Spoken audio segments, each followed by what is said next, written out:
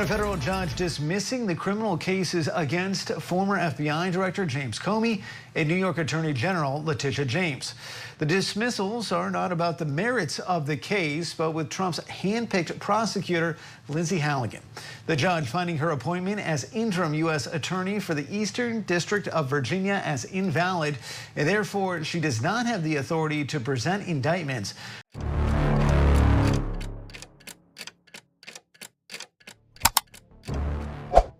Algunos episodios ponen de manifiesto no solo decisiones individuales, sino también posibles fallos en la arquitectura institucional que debería contenerlas. El 14 de noviembre, en una audiencia oficial del Comité Judicial del Senado, la fiscal general de los Estados Unidos, Pamela Bondi, hizo una declaración que interrumpió abruptamente el curso esperado de una sesión que, hasta entonces, se había tratado como parte del calendario habitual de supervisión legislativa. El contenido de su intervención no solo incluía aclaraciones sobre procedimientos internos.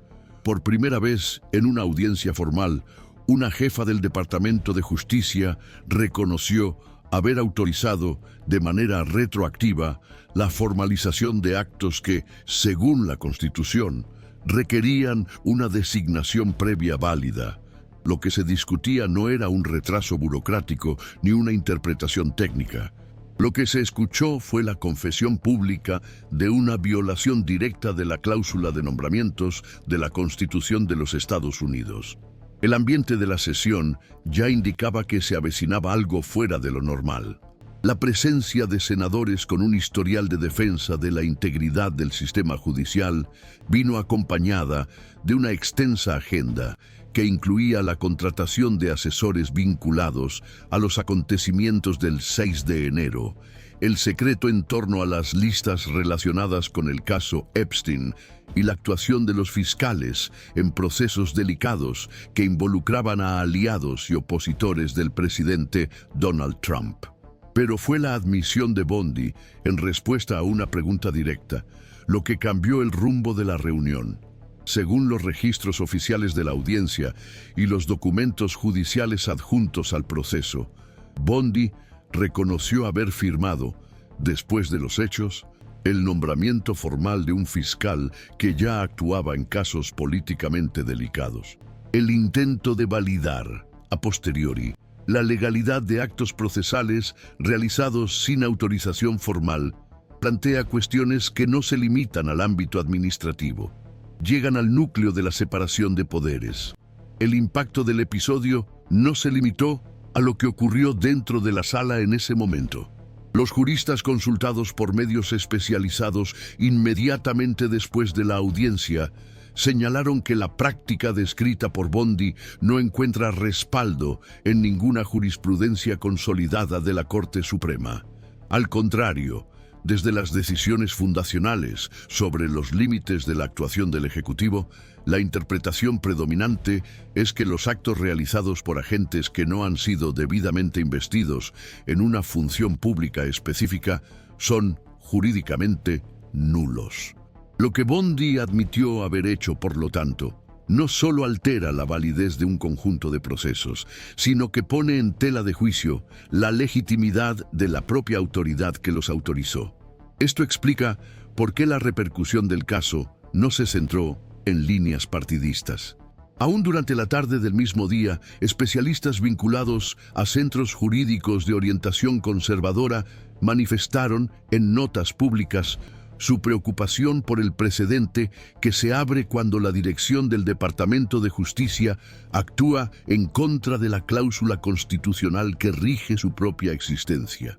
El episodio también desestabilizó una narrativa que se había construido en los últimos meses en torno a la idea de que el sistema judicial se estaba normalizando tras años de tensión entre los poderes. Al reconocer una práctica incompatible con los fundamentos constitucionales del cargo que ocupa, Bondi reintrodujo la percepción de que aún existen zonas de opacidad institucional en sectores críticos de la administración pública. No se trata solo de la validez formal de un documento, sino del intento explícito de reordenar retroactivamente los hechos para que se ajusten a la forma. La cronología de los acontecimientos por sí sola apunta a una secuencia incompatible con los principios del Estado de Derecho. Primero vinieron los actos procesales, luego la formalización del agente que los condujo, y solo entonces el intento de validación retroactiva. La inversión de este orden no es un detalle técnico, es la negación de la premisa de que la autoridad pública debe preceder a la acción, nunca al contrario. Los próximos pasos institucionales dependerán en gran medida de la respuesta que decidan adoptar el propio Congreso y los órganos de control. Pero lo que ya se ha consolidado es un nuevo nivel de complejidad jurídica en el tratamiento de la relación entre la autoridad política y la legalidad constitucional. Las declaraciones de Bondi no serán olvidadas como una simple polémica más en una audiencia legislativa. Han sido registradas, transcritas y adjuntadas a los procesos judiciales en curso. Su efecto es acumulativo. Altera la forma en que se interpretan las acciones pasadas del Departamento de Justicia y al mismo tiempo condiciona la credibilidad de sus decisiones futuras. Es este tipo de desplazamiento institucional cuando un detalle técnico pone de manifiesto un desequilibrio mayor, lo que hace fundamental el seguimiento continuo de casos como este. Nuestra función aquí es precisamente mantener este enfoque, analizando los acontecimientos con independencia y claridad, para que episodios aparentemente puntuales no se traten como ruido, sino como una señal. A partir de ese momento, el episodio que involucra a la fiscal general Pamela Bondi deja de interpretarse como una excepción individual y pasa a inscribirse en un campo más amplio de convergencias institucionales que exponen las tensiones latentes dentro del propio aparato jurídico federal. El nombramiento retroactivo de un fiscal que ya conducía investigaciones de alta sensibilidad no es solo una cuestión de orden funcional. Afecta directamente al núcleo de la arquitectura constitucional que regula la legitimidad del ejercicio de la autoridad pública en los Estados Unidos.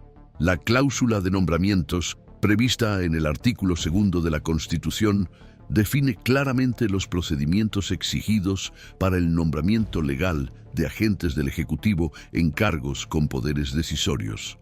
Se trata de un dispositivo que, aunque técnico en su formulación, cumple una función esencial en la separación de poderes. Lo que está en juego en este caso no es solo la validez de una firma tardía, sino la existencia o no de una autorización constitucional en el momento exacto en que se tomaron las decisiones y se ejecutaron las acciones. Este requisito de simultaneidad entre el nombramiento válido y el ejercicio de la función no es decorativo.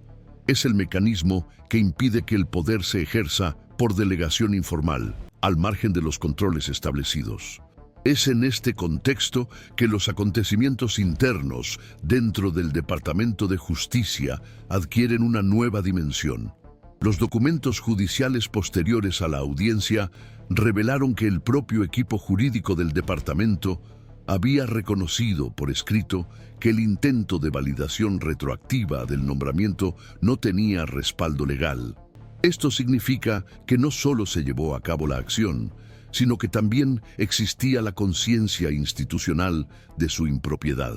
Esta combinación, acción irregular y reconocimiento interno de la irregularidad, transforma el análisis del caso. Ya no es posible alegar desconocimiento o error de interpretación. La respuesta judicial al episodio tendrá inevitablemente que tener en cuenta este grado de intencionalidad. A este panorama se suma una cadena de nombramientos y decisiones administrativas tomadas en los meses anteriores que, en retrospectiva, parecen seguir un patrón de actuación fuera de los protocolos constitucionales habituales. La contratación de funcionarios vinculados a episodios de ruptura institucional, la realización de investigaciones con sesgo selectivo y la omisión de criterios formales de transparencia en procesos confidenciales conforman un escenario de informalización del ejercicio del poder.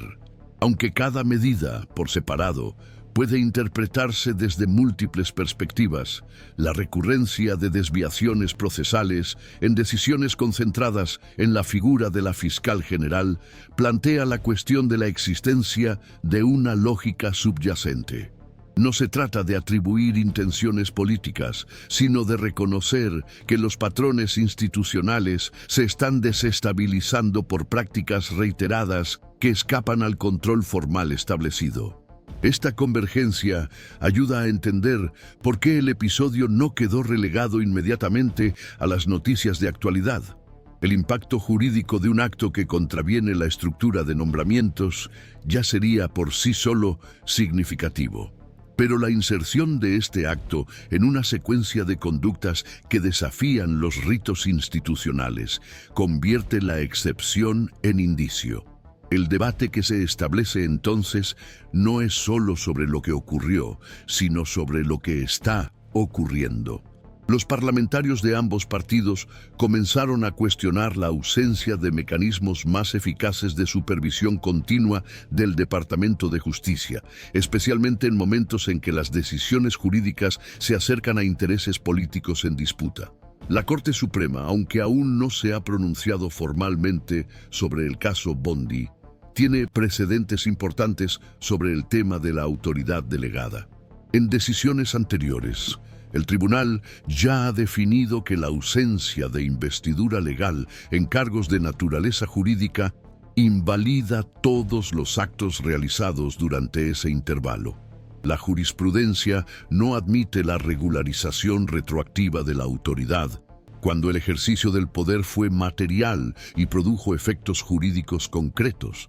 El riesgo, por lo tanto, no radica solo en una futura condena, sino en la posibilidad de que los procesos ya concluidos sean deslegitimados judicialmente, con repercusiones institucionales imprevisibles. Otro punto crítico es la exposición personal de la fiscal general a la responsabilidad directa. La doctrina jurídica que trata de la usurpación de funciones públicas prevé que los agentes que ejerzan poderes sin el debido nombramiento incurren no solo en la invalidez de los actos, sino también en responsabilidad civil y penal, según la gravedad del caso. Cuando este ejercicio indebido se produce por iniciativa consciente de una máxima autoridad, el marco jurídico puede alcanzar los delitos de falsedad ideológica, obstrucción a la justicia y abuso de poder.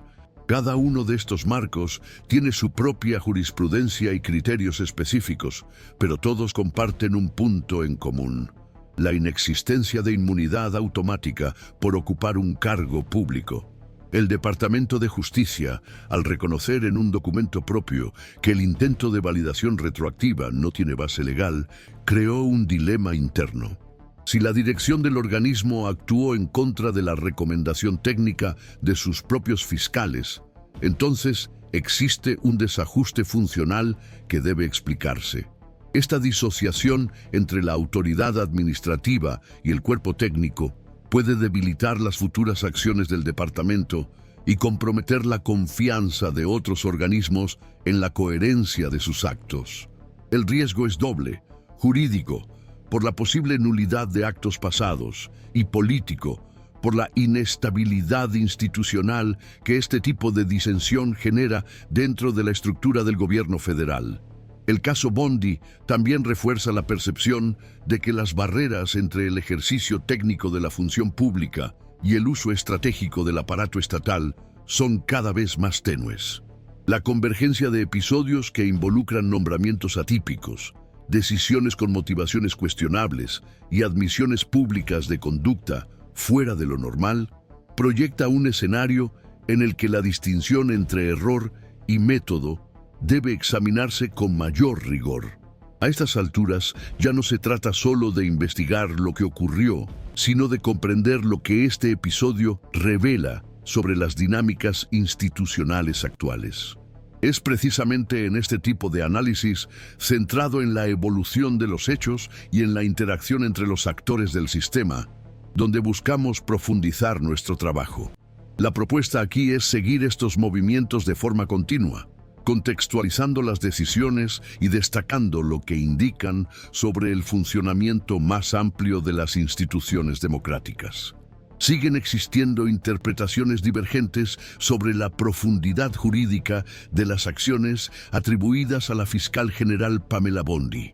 Para algunos analistas, el intento de formalización retroactiva puede entenderse como un error administrativo corregible, incapaz de producir efectos duraderos sobre la estructura institucional. Para otros, sin embargo, el reconocimiento de que no existía una investidura válida en el momento de la práctica de los actos compromete los propios cimientos de la legalidad, lo que hace que estos efectos sean jurídicamente inestables e institucionalmente insostenibles. Esta divergencia va más allá de la técnica jurídica y revela concepciones diferentes sobre los límites del poder estatal y sobre el papel del sistema de justicia en la corrección de distorsiones internas. En el escenario actual, el debate se organiza en torno a tres dimensiones centrales. La primera se refiere a la responsabilidad personal de la fiscal general. Los juristas que adoptan una interpretación más estricta de la Constitución sostienen que Bondi puede ser encajada en disposiciones federales relacionadas con la falsificación de documentos y la obstrucción de la justicia, sobre todo si se demuestra la intención consciente de eludir los requisitos formales. Por el contrario, los expertos que se alinean con enfoques más contextualizados argumentan que la complejidad política e institucional del cargo exige prudencia a la hora de aplicar sanciones severas a las autoridades designadas. A pesar de las diferencias, hay un punto de convergencia. El debate no es moral ni partidista, sino estructural. El segundo eje se refiere a las consecuencias prácticas derivadas de la posible invalidación de los actos realizados por el fiscal cuyo nombramiento se formalizó posteriormente. Si los tribunales concluyen que dichos actos son jurídicamente nulos, las investigaciones, acusaciones y decisiones posteriores podrían anularse, lo que generaría un efecto en cadena con un impacto directo en procesos delicados, tanto los que aún están en curso como los ya concluidos. Por otro lado, hay quienes defienden la preservación de estos actos basándose en el principio de apariencia de legalidad, con el objetivo de evitar la desorganización del funcionamiento institucional. La tensión entre la estabilidad jurídica y el rigor constitucional sigue sin tener una solución uniforme y las diferentes instancias podrán adoptar interpretaciones distintas según las circunstancias específicas de cada caso. El tercer eje, considerado por muchos como el más delicado, se refiere a la interpretación política del episodio. La forma en que las instancias superiores traten el caso puede sentar un precedente relevante para futuras disputas, ya sea para legitimar prácticas similares o para caracterizarlas como abusivas. Este precedente trasciende el ámbito jurídico. Influye en la forma en que las futuras autoridades comprenderán los límites de su actuación. Un resultado permisivo puede percibirse como una señal de tolerancia institucional. Por otro lado, una postura rigurosa puede interpretarse como una judicialización excesiva de la política. Ninguna de estas lecturas es neutral. Todas ellas afectan a la confianza pública en las instituciones de los Estados Unidos. La información disponible indica que las alternativas institucionales que se están considerando incluyen el archivo del caso, la apertura de una investigación formal con posible responsabilidad penal o la incoación de un procedimiento administrativo. Cada una de estas opciones tiene implicaciones distintas para la fiscal general, el Departamento de Justicia y el equilibrio entre los poderes. Hasta el momento, no se ha formalizado ninguna decisión. El Departamento de Justicia mantiene silencio institucional. El Congreso evalúa internamente la conveniencia de nuevas audiencias. La Corte Suprema aún no ha sido provocada directamente, aunque los observadores indican que sus ministros siguen atentamente el desarrollo de los hechos. Los analistas independientes también destacan el factor temporal como elemento relevante en este proceso. La demora en la adopción de decisiones puede, por un lado, reducir la presión política inmediata y permitir un análisis más técnico. Por otro lado, puede alimentar la percepción de vacilación ante posibles violaciones significativas. No hay consenso sobre cuál de estos efectos tiende a prevalecer. Lo que se observa, hasta ahora, es un impasse institucional sostenido por la ausencia de respuestas formales y por la gravedad acumulada de los acontecimientos. En este contexto, Bondi sigue ejerciendo plenamente sus funciones, a pesar de las controversias jurídicas que rodean la validez de actos anteriores. Este estado de suspensión institucional, en el que una autoridad permanece activa mientras su conducta se debate públicamente desde el punto de vista de la legalidad, no es habitual. Siempre que se produce, plantea dudas sobre la capacidad del sistema para ejercer un control efectivo sobre sus propios agentes. Para algunos analistas, esta permanencia refleja el equilibrio institucional y el respeto a las garantías formales. Para otros, pone de manifiesto la fragilidad de los mecanismos de rendición de cuentas. En ambos casos, el episodio demuestra que los instrumentos de control están siendo puestos a prueba de forma directa y continua. Las ramificaciones de este caso van más allá de la figura de la fiscal general.